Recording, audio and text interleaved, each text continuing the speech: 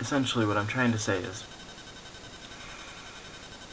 creationists and intelligent design advocates, stop acting like what you say is absolute.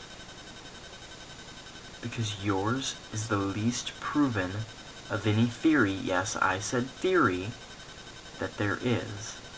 And if you want to take part in science and create museums where you claim these things to be fact, you had better back it up with something more than the Bible.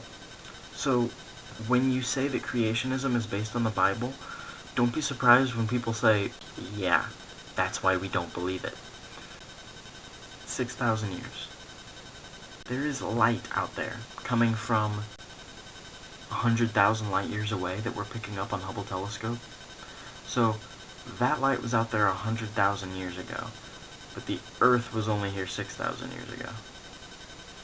What was God doing?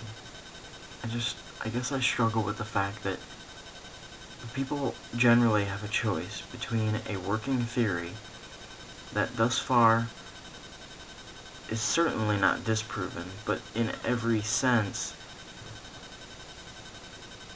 supported for every new bit of information we find. And yet some people still, in the choice between that and faith, will go toward faith. And I really, really, really have a hard time believing that that is anything other than comfort. Pure and simple, it's the conservative way of saying, well, that's the way I know it, that's the way I'm sticking to it.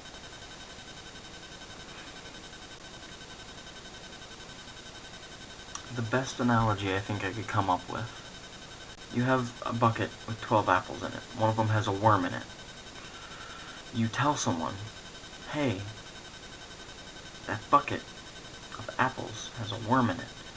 The worm went into one of the apples. Be careful. You might want to, check. And the person goes, I don't believe you. I don't think there's a worm in any of these apples. Because I just checked this apple, and there's no worm.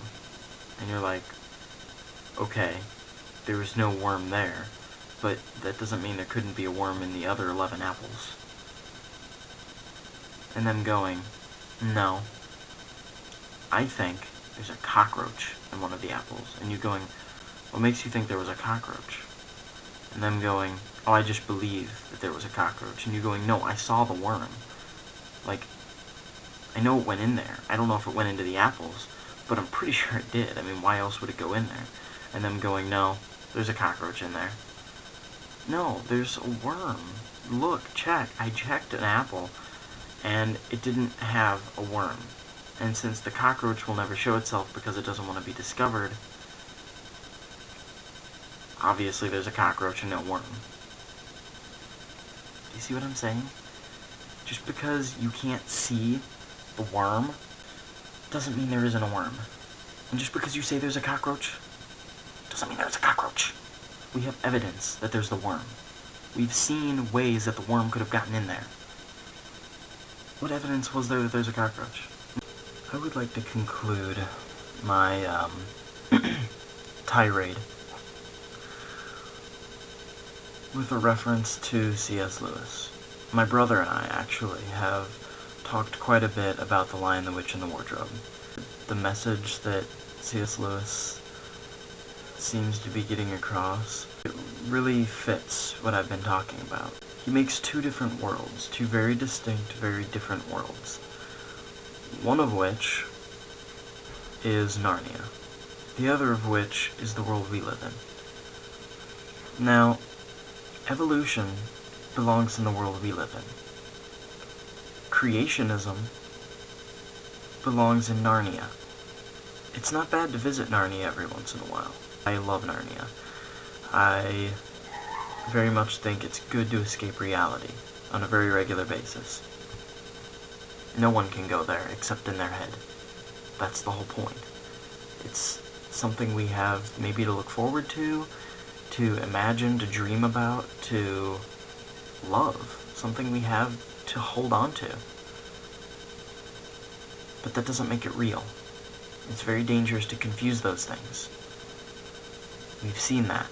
You get people like Fred Phelps when you confuse those things. You get people like Jerry Falwell who will claim that an entire group of people, like feminists, are to blame for 9/11 because he's lost sight of reality. That ability to say, this is not Narnia. You should never lose sight of reality, and you should never lose sight of Narnia.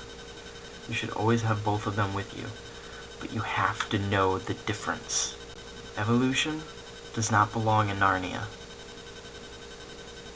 Evolution belongs in reality.